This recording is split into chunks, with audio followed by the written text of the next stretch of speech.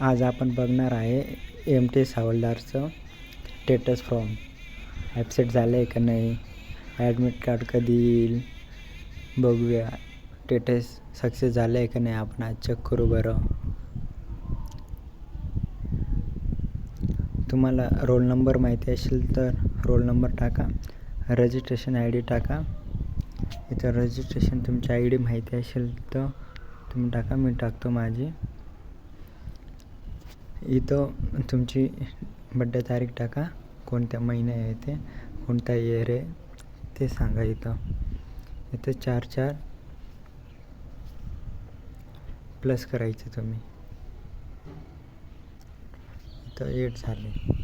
इथं सर्च नावावरती क्लिक करायचं.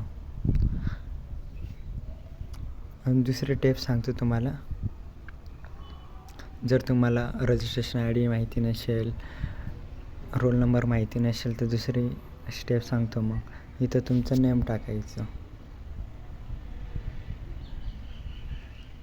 इथं तुमचं नेम, इथं तुमच्या पप्पांचं नाव टाकायचं.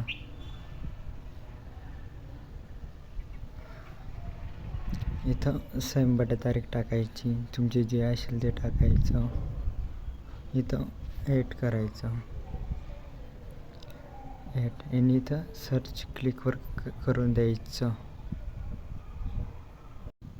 त्याच्यानंतर असं येईल, तुम्ही बघून घ्या डेट ऑफ एक्झाम कधी आहे, पुढच्या महिन्यात कधी आहे ते बघून घ्या.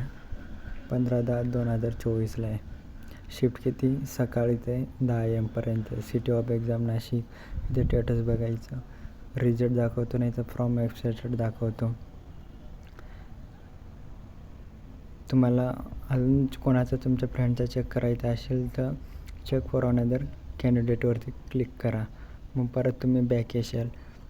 मग तुम्ही इथली प्रोसिजर पाहून माहिती भरून द्यायच्यावर सर्च नाव करून घ्यायचं, कोणाचा फॉर्म सक्सेस झाला आहे असं